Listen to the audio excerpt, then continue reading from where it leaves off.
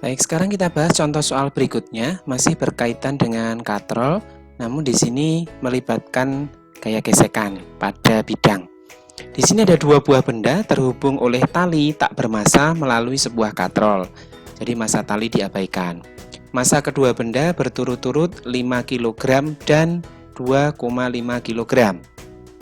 Lagi, massa kedua benda berturut-turut 5 kg dan 2 kg. Koefisien gesekan kinetik antara benda satu dan lantai adalah 0,2. Abaikan gesekan tali dan katrol, sehingga katrol ini licin, jadi dia nanti dianggap tidak berputar. Tentukan percepatan tiap benda dan gaya tegangan tali yang menghubungkan kedua balok. Untuk menyelesaikan soal ini, seperti biasanya kita gambarkan dulu gaya-gaya yang bekerja pada masing-masing benda.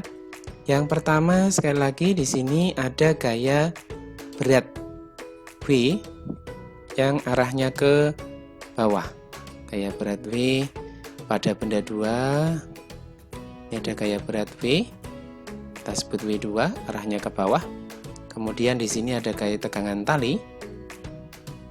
Gaya tegangan tali arahnya ke atas. Ke atas.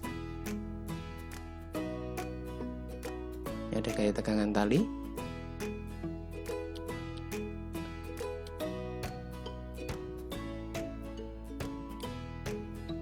Ini T2. Ini sebenarnya juga masih boleh digambarkan seperti ini. Ini tegangan tali T2. Ini kalau kita gambar lengkap seperti ini. Nah, ini tegangan tali T1. Kemudian ada gaya gesekan antara benda satu dengan lantai, karena di sini lantai memiliki koefisien gesekan 0,2. Nah, sehingga ini ada gaya gesekan F,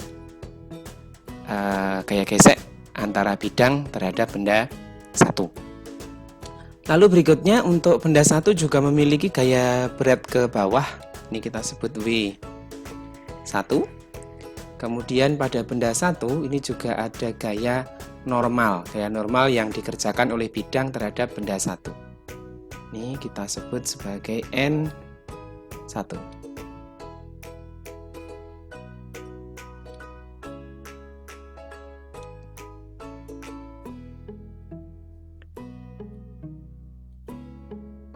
Ini kita sebut sebagai N1. Nah, sehingga kita sudah gambarkan gaya-gaya yang bekerja pada semua benda. Pada benda 2 ada W2 dan T2. Pada benda 1 ini ada yang mempengaruhi gerak benda adalah T1.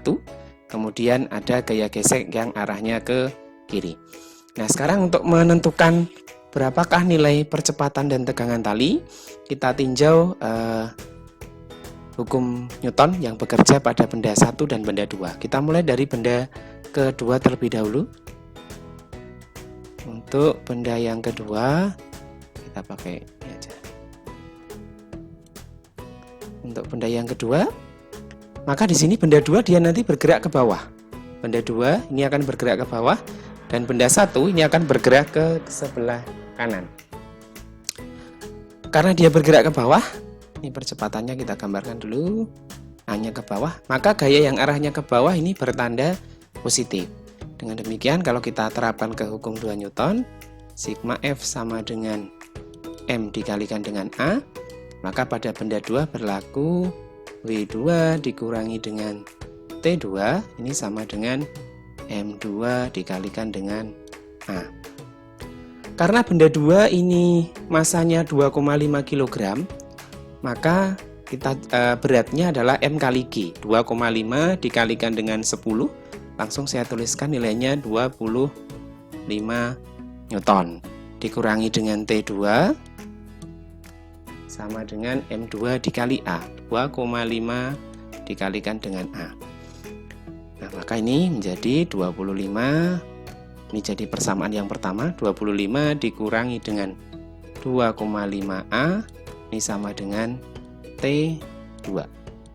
Persamaan yang pertama. Lalu pada benda 1, sekarang kita tinjau benda 1. Benda 1.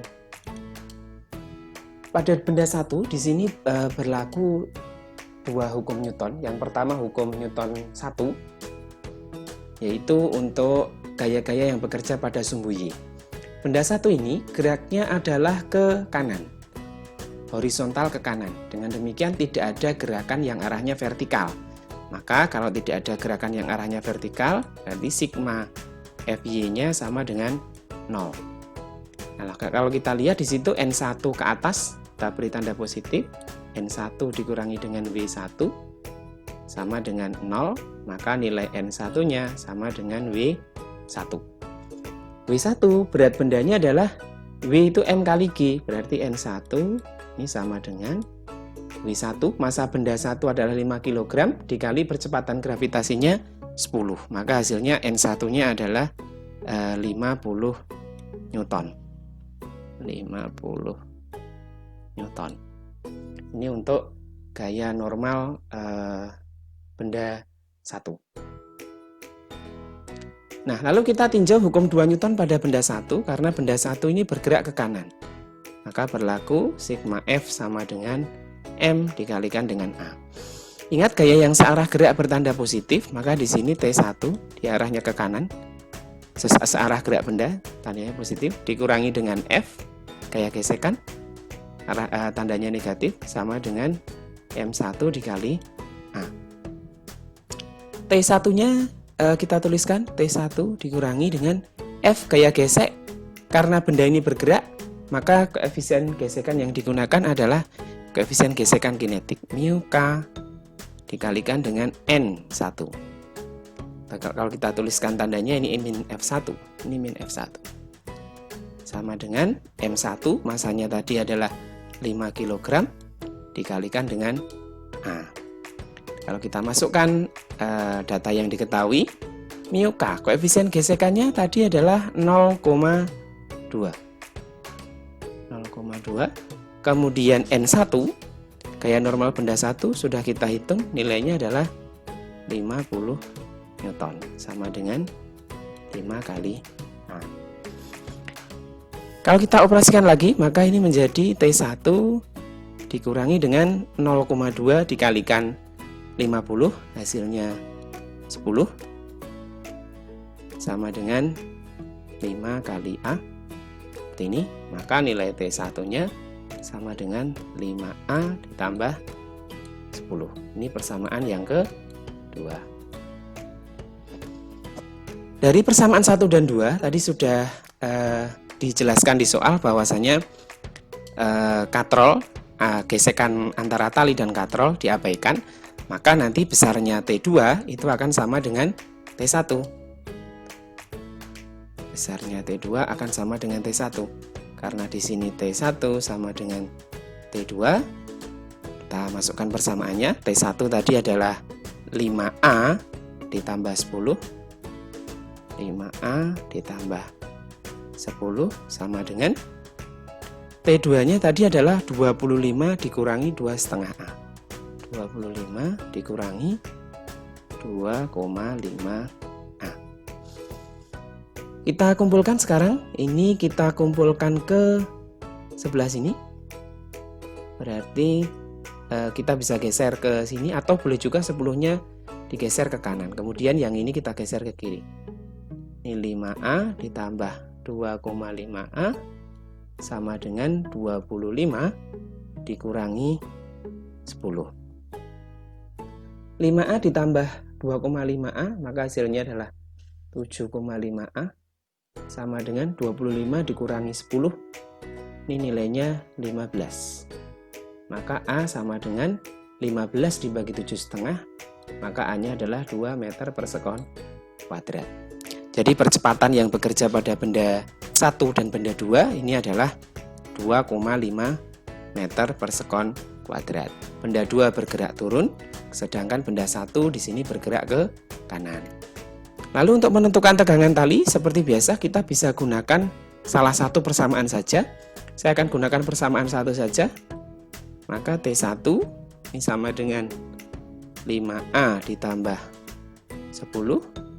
Maka nilai T1-nya 5 dikali 2 ditambah 10 atau hasilnya 10 ditambah 10, maka hasilnya T1 ini sama dengan 20 Newton. Dengan demikian, percepatan yang bekerja pada benda adalah 2 meter per sekon kuadrat, sedangkan tegangan talinya ini besarnya adalah 20 Newton.